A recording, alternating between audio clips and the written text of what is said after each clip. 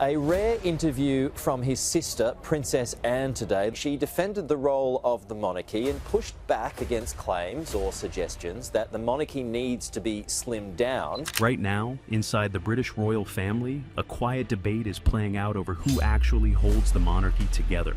And one name keeps surfacing that almost nobody saw coming. Not the king, not the heir who will one day wear the crown, not the queen at his side. It is Princess Anne, the sister who spent 50 years avoiding the spotlight, suddenly sitting at the very center of the biggest royal argument in a generation. So, why has her name become the one everyone is talking about? And what does King Charles understand about the future of the crown that the rest of the country is only beginning to grasp? The question nobody expected to be asking. Here is the thing most people never stop to consider. When you think about who really holds power inside the British royal family, your mind goes to the obvious places. The king himself, the Prince of Wales waiting for his turn, the queen at the king's side on the balcony. And for the ceremony of it all, you would be right. But I want you to sit with a different question tonight, because it is the one quietly pulling at the whole institution. When the crowds go home and the cameras switch off, who actually carries the monarchy day to day? Who does the grinding, thankless work that keeps the entire thing upright? Ask it honestly, and the answer that keeps surfacing is not any of the names you would expect. It is Anne.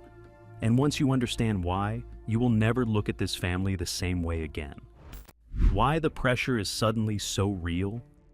To understand why this is happening now, you have to see the strain this family is genuinely under, because it is worse than the polished photographs let on.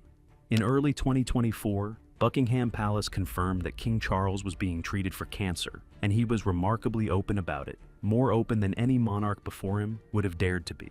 Around that same stretch, the Princess of Wales revealed her own cancer diagnosis and stepped back for months of treatment before she could tell the country she was in remission. Two of the most important figures in the entire modern monarchy were fighting serious illness at the very same time. And here's the part that never makes the headlines. Illness does not stop the machinery of the crown. Someone still has to show up, represent the king, keep the institution alive in the public eye. The state papers still arrive, the engagements still fill the diary, the foreign visits and the ceremonial duties still have to be honored week after week, because the crown does not get to take a sabbatical, no matter what the person wearing it is quietly going through. The obvious person to carry that weight would be William, the heir, the future.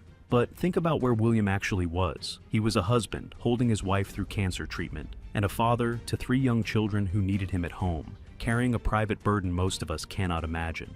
You cannot ask a man in that position to also shoulder the full public weight of the monarchy. Something would break, so the family looked elsewhere, and the person they landed on had been hiding in plain sight the whole time.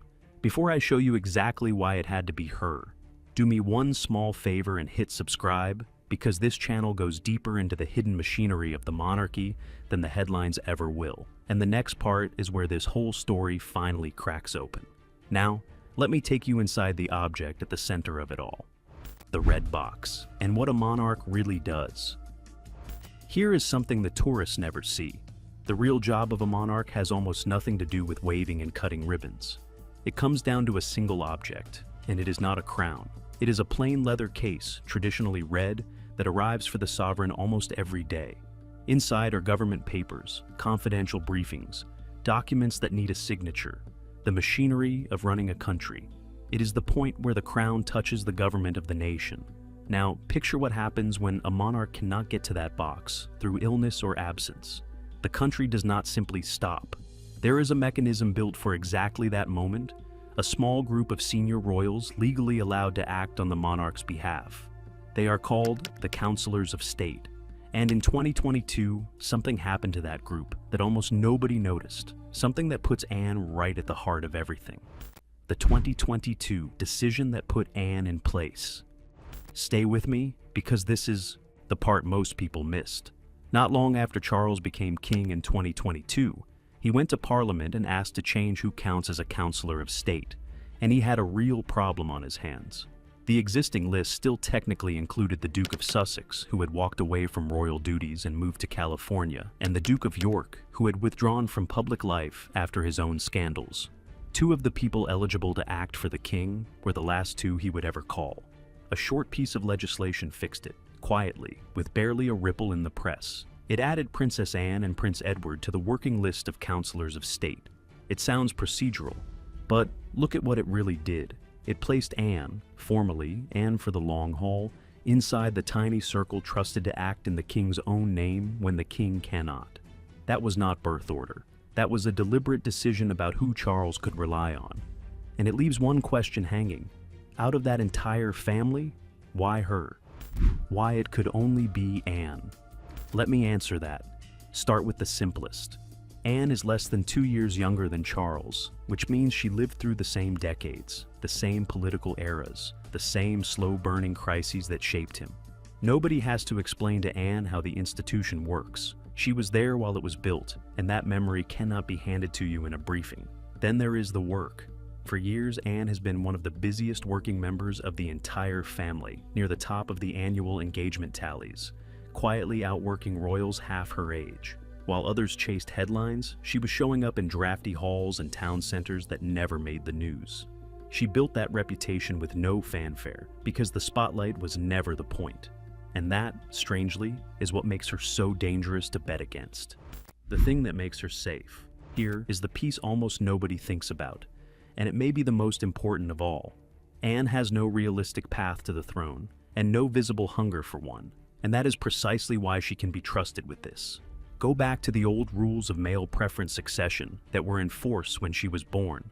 As her younger brothers arrived, Anne was pushed further down the line, watching her own place slip away for no reason but the rules of the time. Her response is the thing you need to understand about her. She did not fight it. She did not spend decades nursing the grievance. She turned away from rank and toward usefulness, and simply got to work. That is what makes her safe now. The danger in trusting anyone close to the throne is that they use it to climb, to build a following, to push their own branch forward. Anne carries none of that. When she walks into a room representing the king, nobody wonders what she is really after, because the honest answer is nothing. And that is exactly why one moment at the coronation mattered far more than anyone realized at the time. A lifetime of signals hiding in plain sight. Once you start looking, the signs have been there for decades. In 1987, the late Queen gave Anne the title Princess Royal, an ancient designation only one person can hold at a time, traditionally granted to the eldest daughter of the monarch. It carries an unspoken expectation that whoever holds it gives her life to the service of the crown without reservation.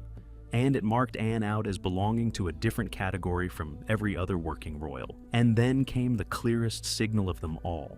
At the coronation in May 2023, Charles named his sister Gold Stick in Waiting, a historic role traditionally reserved for the one person the monarch trusts most closely with his personal safety. So there she was in uniform, on horseback, riding at the king's back through London with the world watching. That was not decoration. That was a message about who Charles trusts, made where nobody could miss it. But there is someone standing just off camera in this story, and without him, none of it works. The partnership behind her. You cannot understand Anne without her husband, Vice Admiral Sir Timothy Lawrence. He came into the royal world in the 1980s as a naval officer serving as an equerry to the late Queen. He and Anne married in 1992, and in the decades since he has done the thing that makes everything else possible, he has held the ground behind her, steady and unshowy, taking the strain of a punishing schedule without once reaching for the spotlight himself. And it is that partnership that throws the next part of this story into such uncomfortable relief. Because while Anne has been handed this quiet trust, another woman in this family has been handed something very different. The Camilla question. This is where it gets genuinely awkward. Anne's rise sits right beside a delicate question about Queen Camilla. Camilla holds the crown, the title, and the seat next to the king at every state occasion, the second most prominent figure in the household. And yet, the practical day-to-day trust that has landed on Anne creates a contrast royal watchers keep circling back to. There is also a strange thread of history running underneath it. Long before Camilla ever married Charles, it has been widely reported that Andrew Parker Bowles, the man Camilla would go on to marry, had earlier been romantically linked to Anne. The spotlight belongs to Camilla. The quiet working trust of the king keeps landing again and again on his sister. and the reaction of the next generation only makes that contrast louder. What the next generation is quietly signaling. Watch how the Prince and Princess of Wales handle this, because it tells you more than any statement could. They are not treating Anne as a rival for attention. The younger generation seems genuinely comfortable letting her take on this bigger, load-bearing role. And there is a very practical reason hiding under the graciousness. Every burden Anne carries in public is space. William gets back space to be present for his family, space to prepare for the role ahead without being crushed by it before his time. Anne's rise is not a threat to the future king at all. It is a gift to him, right now, when he needs it most. And that quiet arrangement points to something far bigger about where this whole institution is heading. What this really means for the monarchy. Let me tell you what you are actually watching, because it is bigger than one princess. For generations, the palace survived on a single trick, the careful projection of a family somehow floating above ordinary life, poised, untouched, perfect. What is happening now is the opposite. Charles went public about his cancer. The Princess of Wales went public about hers. Instead of hiding the cracks, this family has effectively admitted that these are real people facing real things, and that the workload has to be shared. Putting Anne at the center of that answer is not weakness. It might be the most honest move a modern monarchy has ever made. And when the public sees Anne step forward, a woman with no scandal and no visible ambition, they feel something the old illusion could never manufacture. They feel trust, not in a distant institution, but in one person who spent 50 years earning it. And that shift raises questions this family has not begun to answer. The question the nation is asking. So here is where it all lands. Camilla holds the title. Anne holds the trust. And that leaves a set of genuinely open questions hanging over everything. Is this a lasting change in how the modern monarchy hands out real responsibility, or a temporary fix born of extraordinary circumstances? When William finally inherits the crown, will Anne's role keep growing, or will she step back at last and let the next generation carry it alone? These are questions about the future shape of the monarchy itself. And at the heart of every one of them is a woman in her 70s who never chased the spotlight and never once positioned herself for anything. She just kept showing up and kept doing the work. History has a way of rewarding that kind of person in the end. If you are looking at Princess Anne differently now than you were a few minutes ago, tell me in the comments what changed your mind. And if you want to be here when the next chapter of this story breaks, subscribe now, because it is already beginning to unfold.